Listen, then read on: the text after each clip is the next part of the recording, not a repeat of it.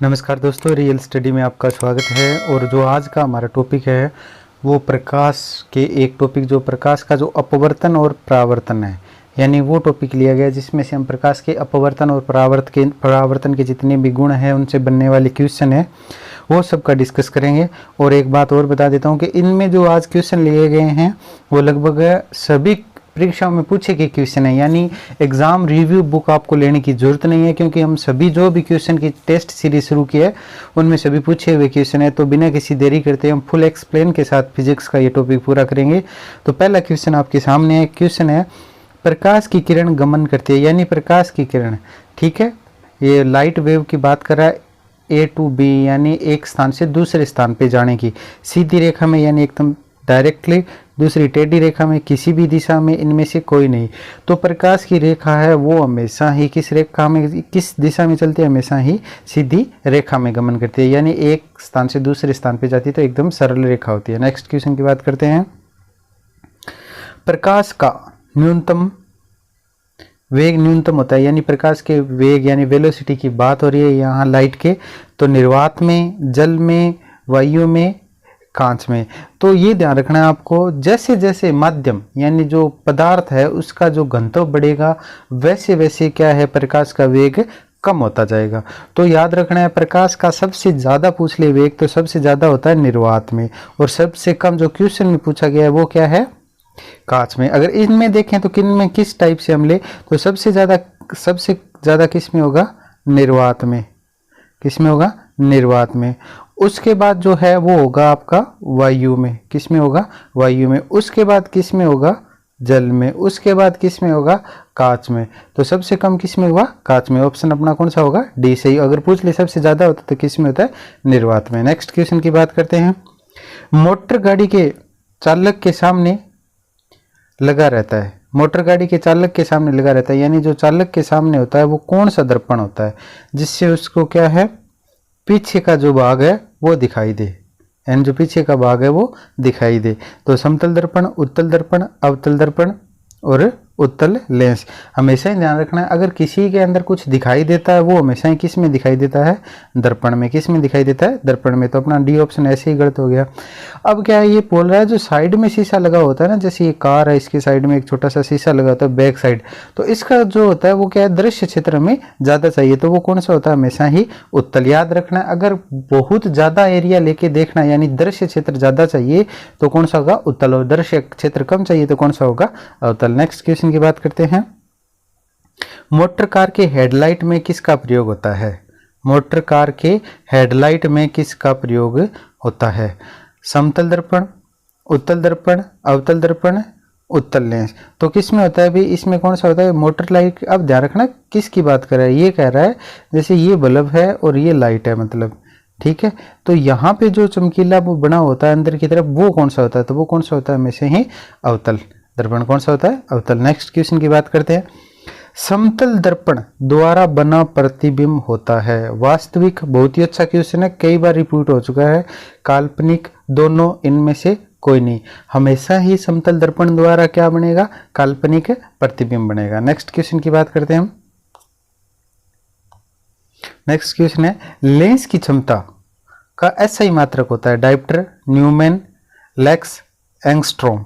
तो ये क्वेश्चन भी ज़्यादा नहीं कहूँगा, 20 बार रिपीट हो चुका है। तो लेंस की क्षमता का मात्रक होता है वो कौन सा होता है, डायप्टर होता है। कौन सा होता है, डायप्टर होता है। और एक इंपॉर्टेंट बात भी, डायप्टर में जो दूरी है वो किस में मापी जाती है, कई बार पूछ लेता है, तो वो किस में मापी जाती है, मीटर में। याद रखना है, डायप्टर में जो होती है वो दूरी किस में मापी जाती है, मीटर में, ठीक है। नेक्स्ट क्वेश्चन की बात करते हैं। प्रकाश की किरण का पथ दर्शाने वाले चित्रों को कहा जाता है, यानी प्रकाश की किरण होती है उनमें जो दिखाई मतलब पथ दर्शाते हैं उन चित्रों को क्या कहा जाता है, किरण आरेख, फोकस, किरण पुंज, इनमें से सभी। तो ये क्या होता है, ये बोल रहा है जैसे ये प्रकाश जा रही है, ठीक है, प्रकाश की किरणें दिखाई, सामान्यतः हमें ऐसी किरणें नहीं दिखाई देगी, एक हमें सीधा रोलर दिखाई देता है, तो उनको क्या कहा जाता है, उनको क्या कहा जाता है, किरण पुंज। नेक्स्ट क्वेश्चन की बात करते हैं। बहुत ही मोस्ट इंपोर्टेंट क्वेश्चन है, भी 3 बार रिपीट हो चुका है, और वही क्वेश्चन मोस्टली पूछे जाते हैं जो बार बार रिपीट होते हैं। 2 डायप्टर क्षमता वाले लेंस का फोकसांतर होता है, 2 डायप्टर वालों का कितना होता है, 20 सेमी 30 सेमी, 40 सेमी और 50 सेमी। तो आपको बताया डायप्टर को किस में मापा जाता है, मीटर में। किस में मापा जाता है, मीटर में। ठीक है, तो इसमें क्या है, 2 डायप्टर बोल रहा है, तो 1 मीटर में कितना होता है, 100 सेंटीमीटर, और कितना हो गया 2 डायप्टर, तो यानी कितना आ गया 50 सेंटीमीटर। ठीक है, नेक्स्ट क्वेश्चन की बात करते हैं। किसी उत्तल लेंस का फोकस, मतलब ये फोकस दूरी की बात कर रहा है, 50 सेमी है, तो उसकी क्षमता क्या होगी। वही पीछे वाला क्वेश्चन है, सेम टू सेम रिपीट हुआ है, बिना किसी देरी करते आप अपना उत्तर निकाल सकते हैं। आपको सूत्र है 1/, क्या होता है इसका अपना उत्तर क्या होता है, डी होता है। अब आपको कहाँ पे कौन सा फॉर्मूला रख के निकालना है वो आपकी मर्जी है। ठीक है, अगर आपको नहीं आ रहा है तो कमेंट बॉक्स में लिखें, मैं आपको पूरे डिटेल के साथ ये पोस्ट कर दूंगा। तो ये कितना होगा इसका, डू, जो पीछे 2 डायप्टर यानी जो पीछे वाला था सेम टू सेम उल्टा हुआ क्वेश्चन। ठीक है, अब बहुत ही अच्छा है। प्रकाश के किरणों के समूह को कहते हैं प्रकाश स्रोत, किरणपुंज, प्रदीप्त और प्रकीर्ण। अब देखो इनको क्या कहा जाता है, किरण पुंज। आपको पता होना चाहिए बाकी है इन शब्दों का क्या अर्थ। प्रकाश स्रोत यानी जहां से प्रकाश हमें मिलता है, जैसे सूर्य हो गया या बैटरी हो गया, ऐसे होते हैं वो। अब प्रदीप्त यानी जो चमकीले होते हैं वो क्या होते हैं, प्रदीप्त होते हैं। प्रकीर्ण क्या होती है, प्रकाश की एक घटना होती है। नेक्स्ट क्वेश्चन की बात करते हैं, बहुत ही बढ़िया क्वेश्चन आया अभी आपके सामने। उत्तल लेंस की क्षमता होती है, उत्तल लेंस की क्षमता होती है ऋणात्मक, धनात्मक, यानी ए और बी दोनों, इनमें से कोई नहीं। अगर आपको क्लास, एक और बात बोल रहा हूँ भी, अगर क्लास अच्छी लग रही है तो प्लीज़ ज़्यादा से ज़्यादा लाइक, शेयर एंड सब्सक्राइब जरूर करें, क्योंकि और भी आपके फ्रेंड है वो भी तैयारी करें, उनको भी एक अच्छी क्लास मिल जाए और उन्हें भी बुक खरीदने की ज़रूरत न पड़े। ठीक है, तो हमेशा ही उत्तल की कौन सी होती है, हमेशा ही ध्यान रखना है धनात्मक। उत्तल की कौन सी होती है, धनात्मक। अब फिर उल्टा क्वेश्चन आ गया है, बिना किसी देरी करते आप इसका उत्तर दे सकते हैं भी। उत्तल लेंस की क्षमता होती है ऋणात्मक, धनात्मक, ए और बी दोनों, इनमें से कोई नहीं। तो अवतल की कौन सी होती है, आपने हमेशा ही बताया, पहले उत्तल की धनात्मक होती है, तो अवतल की कौन सी होगी, ऋणात्मक। कौन सी होगी, ऋणात्मक। नेक्स्ट क्वेश्चन है, उत्तल लेंस को कहते हैं अभिसारी लेंस, द्वि उत्तल लेंस, अपसारी लेंस, इनमें से कोई नहीं। मतलब उत्तल लेंस है, उसका जो दूसरा नाम है वो क्या होता है, ये पूछ रहा है। उत्तल लेंस का जो दूसरा नाम है वो क्या होता है। अब देखिए, पहले आपको उत्तल लेंस का पता होना चाहिए। उत्तल लेंस कैसा होता है, उत्तल लेंस ऐसा होता है, मतलब किनारों पे से पतला और बीच का भाग होता है वो क्या होता है, मोटा होता है। ये क्या करता है, प्रकाश की जो किरणें होती है, जैसे ये प्रकाश की किरणें आ रही है, इनको क्या है, एक बिंदु पर केंद्रित करता है। इनको क्या करता है, एक बिंदु पर केंद्रित करता है। ठीक है, मतलब इनको इकट्ठी करता है। और इकट्ठी जो भी लेंस या दर्पण करता है वो क्या होता है, अभिसारी। अगर दर्पण इकट्ठी कर रहा है वो अभिसारी दर्पण हो गया, अगर लेंस इकट्ठी कर रहा है वो अभिसारी लेंस हो गया। ठीक है, नेक्स्ट क्वेश्चन की बात करते हैं हम। नेक्स्ट क्वेश्चन है अपना, अब उल्टा आ गया भी। अवतल लेंस को कहते हैं अभिसारी लेंस, दव अवतल लेंस, अपसारी लेंस, इनमें से कभी कोई नहीं। तो पहले आपको पता होना चाहिए वही बात भी कौन सा होता है। ठीक है, एक मिनट भी, इसका आकार पता होना चाहिए आपको। ये क्या होता है, किनारों पे से तो मोटा होता है और बीच में से क्या होता है, पतला होता है। किनारों में से मोटा होता है और बीच में से क्या होता है, पतला होता है। ठीक है, तो ये ये लेंस होता है, ऐसा लेंस क्या, कौन सा लेंस होता है, अवतल लेंस होता है। और ये क्या करता है, ये, एक मिनट रुकिए, डायग्राम थोड़ा गलत हो गया, दोबारा बना लेते हैं हम। ऐसे इस प्रकार का होता है, अभी ध्यान रखना है। ये क्या करता है, जैसे ये प्रकाश की किरणें आ रही हैं, ठीक है, इनको क्या है, ये बिखेर देता है। क्या कर देता है, बिखेर देता है, यानी दूर दूर। और ऐसे बिखेरने वाले कोई भी चीज, दर्पण और लेंस, उनको क्या बोलते हैं, अपसारी।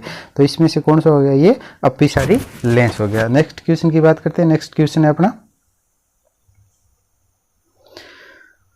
निम्नलिखित में से कौन सा पदार्थ लेंस बनाने के लिए प्रयुक्त नहीं किया जा सकता, जल, कांच, प्लास्टिक, मिट्टी।